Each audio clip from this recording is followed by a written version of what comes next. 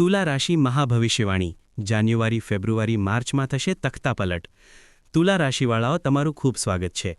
આ વિડીયોમાં અમે તુલા રાશિના જાતકો માટે વર્ષ 2026ની પહેલી ત્રિમાસિક જાન્યુઆરી ફેબ્રુઆરી અને માર્ચનું સ્પષ્ટ અને ઊંડું વિશ્લેષણ કરવા જઈ રહ્યા છીએ। આ વિડીયો તમને બતાવશે કે આવનારા 3 મહિનામાં તમારા જીવનમાં શક્તિ, ધૈર્ય, સંબંધો અને સફળતા સાથે જોડાયેલા કયા મોટા ફેરફારો જોવા મળી શકે છે। જો તમારી ચંદ્ર રાશિ અથવા લગ્ન તુલા છે તો આ ભવિષ્યવાણી તમારા માટે એક વ્યવહારિક માર્ગદર્શન સાબિત થશે। પ્રથમ મોટો ઇવેન્ટ છે ઉચ્ચનો મંગળ। 16 જાન્યુઆરીએ મંગળદેવ તમારા ચોથા ભાવમાં મકર રાશિમાં પ્રવેશ કરશે। મકર રાશિ મંગળની સૌથી પસંદગીની જગ્યા છે। અહીં તે ઉચ્ચના થઈ જાય છે। ચોથો ભાવ સુખ, સંપત્તિ, માતા અને વાહનનો છે। જ્યારે સેનાપતિ મંગળ સુખના ઘરમાં બેસે છે ત્યારે સુખ આરામથી નહીં પરંતુ શક્તિથી મળે છે। આ તમારા માટે પ્રોપર્ટી બનાવવાનો સૌથી મોટો યોગ છે। બીજો મોટો ઇવેન્ટ છે ગ્રહણ દોષ અને અંગારક યોગ। ફેબ્રુઆરીનો મહિનો થોડો નાજુક છે। કેમ? કારણ કે 17 ફેબ્રુઆરીની આસપાસ તમારા 5મા ભાવમાં જે બુદ્ધિ અને પ્રેમનો ઘર છે ત્યાં સૂર્ય અને રાહુની યુતિ થશે, જેને આપણે ગ્રહણ દોષ કહીએ છીએ। અને એટલું જ નહીં, બાદમાં મંગળ પણ ત્યાં પહોંચી જશે, જેના કારણે અંગારક યોગ બનશે। 5મો ભાવ અમારી વિચારશક્તિ છે। જ્યારે રાહુ અહીં બેસે છે ત્યારે દિમાગ પર ધુમ્મસ છવાઈ જાય છે।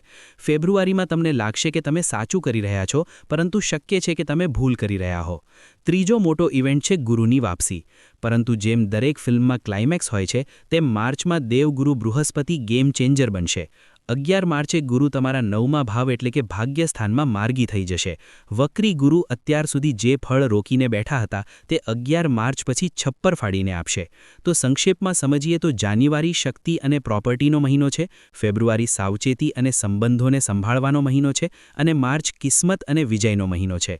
હવે ચાલો એક એક કરીને દરેક મહિને ઊંડાણમાં જઈએ। વાત કરીએ જાન્યુઆરી 2026ની। વર્ષની શરૂઆત એક બહુ જ દુર્લભ સંયોગથી થઈ રહી છે। 1 જાન્યુઆરીથી 12 જાન્યુઆરી વચ્ચે તમારા ત્રીજા ભાવમાં 4 ગ્રહોનું જમાવડો છે: સૂર્ય, મંગળ, શુક્ર અને બુધ। ત્રીજો ભાવ તમારા સાહસનો છે, તમારા નાના ભાઈ બહેનોનો છે। આ સમયે તમારો આત્મવિશ્વાસ 7મા આસમાને હશે। જો તમે ગયા વર્ષે કોઈ કામ શરૂ કરતા ડરી રહ્યા હતા તો જાન્યુઆરીના પહેલા અઠવાડિયામાં તમે તે કામ કરી લેશો। તમારા અંદર એક ગો ગેટર એટીટ્યૂડ રહેશે। તમે જે પણ રિઝોલ્યુશન લેશો તેને પૂર્ણ કરવાની જિદ તમારી અંદર હશે। આ સમય નવી ટેકનોલોજી અથવા સ્કિલ શીખવા માટે અદ્ભુત છે। પરંતુ 16 જાન્યુઆરીએ સાવધાન થઈ જજો। મંગળ મકર રાશિમાં આવીને રૂચક પંચ મહાપુરુષ યોગ તો બનાવશે, પરંતુ તે તમારા ચોથા ભાવમાં છે। અહીં એક વિરોધાભાસ છે। જ્યોતિષમાં સૂર્ય અને મંગળ ચોથા ભાવમાં દિગ્બળ ગુમાવી દે છે। તેનો અર્થ શું થાય છે? તેનો અર્થ એ છે કે ઓફિસનો તણાવ, બહારની લડાઈ અને તમારું ઈગો આ બધું તમારા ઘરના બેડરૂમ સુધી પહોંચી જશે। ઘરમાં શાંતિની કમી અનુભવાશે। તમે પ્રોપર્ટી તો ખરીદી લેશો, ઘરમાં નવું ફર્નિચર અથવા ગાડી પણ આવી જશે, કારણ કે મંગળ ઉચ્ચના છે, પરંતુ એ સુખ ભોગવવા માટે માનસિક શાંતિ ગાયબ થઈ શકે છે। અહીં હું એક ચેતવણી આપવી ઈચ્છું છું। જાન્યુઆરીના મધ્યથી અંત સુધી, ખાસ કરીને 13 જાન્યુઆરીથી 31 જાન્યુઆરી વચ્ચે વાહન ચલાવતા સમયે ખૂબ સાવચેત રહેજો। ચોથા ભાવ પર કેતુની દૃષ્ટિ અને મંગળ સૂર્યનો પ્રભાવ વહિક્યુલર એક્સિડન્ટ્સનો યોગ બનાવે છે। જોશમાં આવીને ગાડી ના ચલાવશો। નાણાકીય રીતે જાન્યુઆરી ફિક્સ્ડ એસેટ્સ માટે સુવર્ણકાળ છે। જો કોઈ પુશ્તેની જમીનનો વિવાદ હતો તો તે તમારા પક્ષમાં ઉકેલી શકાય છે। આ સમય શેર માર્કેટનો નહીં પરંતુ સોલિડ ગોલ્ડ અથવા જમીનમાં રોકાણ કરવાનો છે। હવે આપણે પ્રવેશ કરી રહ્યા છીએ ફેબ્રુઆરી 2026માં। મિત્રો, હું તમને ડરાવી રહ્યો નથી, પરંતુ એક સારા માર્ગદર્શકનું કામ છે તમને ખાડા પહેલાં સાવધાન કરવું। ફેબ્રુઆરીમાં ગ્રહીય હલચલ સૌથી વધુ તીવ્ર છે। 3 ફેબ્રુઆરીએ બુધ, 6 શુક્ર અને 13 સૂર્ય 5મા ભાવમાં જશે, અને 17 ફેબ્રુઆરીએ સૂર્ય અને રાહુનો ગ્રહણ દોષ બનશે। આ તમારા માટે શું અર્થ ધરાવે છે? 5મો ભાવ તમારી બુદ્ધિ, પ્રેમ અને સંતાનનો છે। રાહુ અહીં પહેલેથી બેઠો છે અને તેને આપણે બેકાબૂ કહીએ છીએ। 17 ફેબ્રુઆરીની આસપાસ તમને મેન્ટલ ફટીગ એટલે કે માનસિક થાક અનુભવાશે। તમે બહુ વિચારશો, ઘણી યોજનાઓ બનાવશો, પરંતુ તેને અમલમાં નહીં મૂકી શકો। 26 ફેબ્રુઆરીએ બુધ વક્રી થઈ જશે। તેનો અર્થ છે ઓવરથિંકિંગ। તમે એક જ વાતને વારંવાર વિચારતા રહેશો। ગભરાહટ અને ઊંઘ ન આવવી આ મહિને સામાન્ય વાત બની શકે છે। લવ લાઈફ માટે ફેબ્રુઆરી રેડ એલર્ટ છે। પાંચમા ભાવમાં અંગારક યોગ અને ગ્રહણ દોષ બંને બની રહ્યા છે. જો તમે રિલેશનશિપમાં છો તો નાની ગેરસમજ ટ્રસ્ટ ઇશ્યુઝમાં ફેરવાઈ શકે છે. શંકાનો કીડો તમારા સંબંધને ખોખલો કરી શકે છે. તમારા પાર્ટનર પર હાવી થવાની કોશિશ ના કરો. બ્રેકઅપની સંભાવના ફેબ્રુઆરીમાં સૌથી વધુ છે. જો તમે માતાપિતા છો તો ફેબ્રુઆરીમાં બાળકોની તબિયતનું ખાસ ધ્યાન રાખો. તેમને ઈજા થવાનો અથવા મોસમી બીમારીનો ભય છે. પરંતુ એક સારા સમાચાર પણ છે. રાહુ અનકન્વેન્શનલ છે. જો તમે સોશિયલ મીડિયા, આઈટી, સોફ્ટવેર અથવા શેર માર્કેટ્સમાં છો તો આ રાહુ તમને વાયરલ સક્સેસ આપી શકે છે. ફેબ્રુઆરીમાં તમારા મનમાં કોઈ એવો વિચાર આવશે જે દુનિયાને અજીબ લાગશે, પરંતુ ભવિષ્યમાં એ જ તમને અમીર બનાવશે. અને હવે આપણે પહોંચીએ છીએ માર્ચ 2026માં. અંધકાર છટી રહ્યો છે અને સવાર થઈ રહી છે. 11 માર્ચે એક મોટો ફેરફાર થશે. તમારા 9મા ભાવમાં બેઠેલા દેવગુરુ બૃહસ્પતિ સીધી ચાલ ચાલશે. અત્યાર સુધી તમને લાગતું હતું કે હું મહેનત 100% કરું છું અને ફળ 10% મળે છે. 11 માર્ચ પછી આ સમીકરણ બદલાઈ જશે. ભાગ્ય તમારો સાથ આપવાનું શરૂ કરશે. લાંબી દૂરીની યાત્રા, વિદેશ યાત્રા અથવા કોઈ તીર્થ સ્થળ પર જવાનો પ્લાન બનશે. જે વિદ્યાર્થીઓ વિદેશ જવા માટે વિઝાનો ઇંતજાર કરી રહ્યા હતા તેમનું કામ માર્ચમાં બની જશે. 15 માર્ચે સૂર્ય મીન રાશિમાં પ્રવેશ કરશે, જ્યાં શનિ પહેલેથી બેઠા છે. છઠ્ઠો ભાવ શત્રુઓ અને રોગોનો છે. સૂર્ય અને શનિ, પિતા અને પુત્ર અહીં મળી રહ્યા છે. આ શત્રુહંતા યોગ બનાવશે. જો કોઈ કોર્ટ કેસ ચાલી રહ્યો હતો તો માર્ચમાં નિર્ણય તમારા પક્ષમાં આવી શકે છે. તમારા ગુપ્ત શત્રુઓ અથવા ઓફિસમાં તમારી ટાંગ ખેંચનાર લોકો પરાસ્ત થઈ જશે. અટકેલું પૈસા પાછું મળવાના પ્રબળ યોગ છે. મહિનાના અંતે 26 માર્ચે તમારા રાશિ સ્વામી શુક્ર 7મા ભાવમાં આવી જશે. ફેબ્રુઆરીમાં જે સંબંધો બગડ્યા હતા, માર્ચના અંતમાં તેમાં મીઠાશ આવી જશે. લગ્નની વાત પક્કી કરવા માટે માર્ચનો અંતિમ સપ્તાહ સૌથી શુભ છે. ઘણી વખત આપણે કરિયર, બિઝનેસ અને નોકરીની દોડધામમાં ઘરની સાચી બોસ એટલે કે અમારી ગૃહિણીઓને ભૂલી જઈએ છીએ. પરંતુ જ્યોતિષમાં ઘરના કેન્દ્રબિંદુ ગૃહિણી જ હોય છે.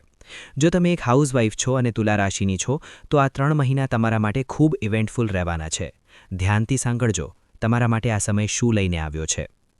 જાન્યુઆરીમાં ખાસ કરીને 16 તારીખ પછી જ્યારે મંગળ તમારા ચોથા ભાવમાં ઉચ્ચ ન થઈ જશે ત્યારે તમારા અંદર એક અલગ જ ઉર્જા હશે. તમારું મન કરશે કે ઘરની આખી રચના બદલી નાખો. નવી સજાવટ, સફાઈ અથવા રેનોવેશનનું કામ તમે ખૂબ ઉત્સાહથી કરશો. પરંતુ અહીં એક ચેતવણી છે.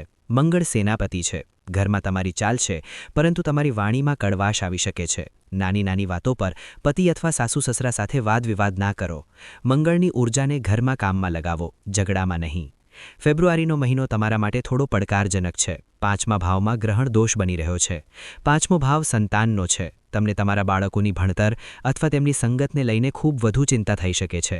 તમને લાગશે કે બાળકો હાથમાંથી નીકળી રહ્યા છે અથવા તેમની તબિયત ઠીક નથી. રાહુના કારણે તમને એવું લાગી શકે છે કે તમે આખો દિવસ મહેનત કરો છો પરંતુ કોઈ તમારી પ્રશંસા કરતું નથી. તમને એકલતાનો અનુભવ થઈ શકે છે. મારી સલાહ છે કે આ ફક્ત ગ્રહોની રમત છે. તમારા મનને શાંત રાખો. આ સમય પણ પસાર થઈ જશે. માર્ચમાં જ્યારે ગુરુ ભાગ્ય ભાવમાં સીધા થશે તો ઘરના વાતાવરણમાં એકદમ ફેરફાર આવી જશે. પરિવાર સાથે કોઈ તીર્થયાત્રા અથવા લાંબી રજા પર જવાનો કાર્યક્રમ બનશે. તમારા પતિને કરિયરમાં કોઈ મોટી સફળતા મળી શકે છે, જેના કારણે ઘરની આર્થિક સ્થિતિ સુધરશે. અને આપણે સૌ જાણીએ છીએ કે જ્યારે ઘરમાં બરકત આવે છે ત્યારે સૌથી વધુ ખુશી ગૃહિણીને જ થાય છે. તમારા માટે એક ખાસ ટીપ છે. જાન્યુઆરીના મધ્યથી લઈને ફેબ્રુઆરીના અંત સુધી રસોડામાં કામ કરતી વખતે ઈજા થવાનો ભય છે, કારણ કે મંગળ અને કેતુનો પ્રભાવ છે. ઉતાવળમાં શાક કાપતી વખતે અથવા ગેસ પાસે કામ કરતી વખતે ખૂબ સાવધાન રહેજો. ઘરની શાંતિ માટે દર સાંજે ઘરના મુખ્ય દ્વાર પાસે અથવા તુલસી પાસે કપૂર જરૂર પ્રગટાવો. આથી મંગળ અને રાહુની નકારાત્મકતા ઘરમાં પ્રવેશ નહીં કરે. મિત્રો, તુલા રાશિ પણ 3 પ્રકારની હોય છે, તમારા જન્મ નક્ષત્રના આધારે. ચાલો જોઈએ કે તમારા નક્ષત્ર માટે આ ત્રિમાસિક શું ખાસ લઈને આવી છે. પહેલું છે ચિત્રા નક્ષત્ર, જે મંગળ દ્વારા શાસિત છે. તમે લોકો ખૂબ ઉર્જાવાન છો કારણ કે મંગળ જાન્યુઆરીમાં ઉચ્ચના છે. તમારા માટે જાન્યુઆરી સૌથી ઉત્તમ મહિનો છે. જો તમે આર્મી, પોલીસ, જીમ અથવા રમતગમત સાથે જોડાયેલા છો તો જાન્યુઆરીમાં તમને કોઈ મેડલ અથવા ઓળખ મળી શકે છે. બીજું છે સ્વાતિ નક્ષત્ર, જે રાહુ દ્વારા શાસિત છે. તમારા સ્વામી રાહુ છે, જે આ સમયે ખૂબ શક્તિશાળી છે. ફેબ્રુઆરીનો મહિનો તમારા માટે સૌથી મહત્વપૂર્ણ છે. જ્યાં બીજાને ભય લાગશે ત્યાં સ્વાતિ નક્ષત્રવાળા જોખમ લઈ મોટા પૈસા કમાશે. જો તમે મીડિયા અથવા ઇમ્પોર્ટ એક્સપોર્ટમાં છો તો મોટી ડીલ પક્કી થઈ શકે છે. અને ત્રીજું છે વિશાખા નક્ષત્ર, જે ગુરુ દ્વારા શાસિત છે. તમારા માટે માર્ચનો મહિનો વરદાન છે. 11 માર્ચે ગુરુના માર્ગી થતાં જ વિશાખા નક્ષત્રવાળાઓને જ્ઞાન, શિક્ષણ અને આધ્યાત્મમાં ઘણું સુકૂન મળશે. જો તમે ટીચિંગ અથવા કન્સલ્ટન્સીમાં છો તો તમારું નામ થશે. હવે વાત કરીએ સૌથી જરૂરી ભાગની ઉપાય. જ્યારે વરસાદ આવવાનો હોય ત્યારે છત્રી સાથે રાખવી સમજદારી છે. સૌપ્રથમ સ્વાસ્થ્ય ચેતવણી. માર્ચમાં સૂર્ય અને શનિની યુતિ 6ઠ્ઠા ભાવમાં છે. એ એસિડિટી, પેટની જૂની તકલીફો અને કફની સમસ્યા આપી શકે છે. જેમને હાર્ટની તકલીફ છે તેઓ પોતાની દવાઓ બંધ ના કરે. હવે નોંધ કરો આ ત્રિમાસિકના મહા ઉપાય. ફેબ્રુઆરીમાં રાહુના ગ્રહણ દોષ અને માનસિક તણાવને શાંત કરવા માટે દરેક સોમવારે ભગવાન શિવના લિંગ પર કાચું દૂધ ચઢાવો અને તેમાં થોડું ઇત્ર જરૂર ઉમેરો.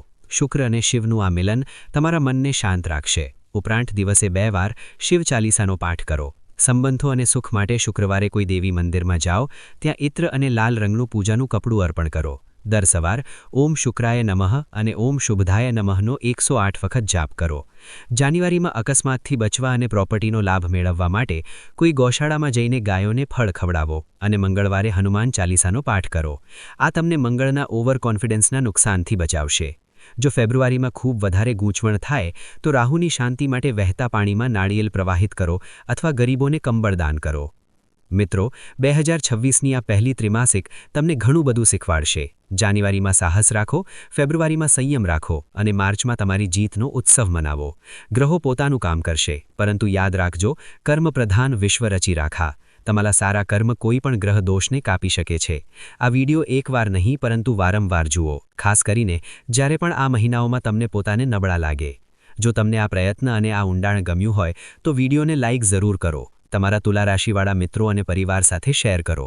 શક્ય છે તમારો એક શેર તેમની કોઈ મોટી મુશ્કેલીને ટાળી દે. ચેનલને સબસ્ક્રાઇબ કરવાનું ભૂલશો નહીં. ઈશ્વર તમને સન્માર્ગ પર લઈ જાય. જય શ્રી કૃષ્ણ. રાધે રાધે.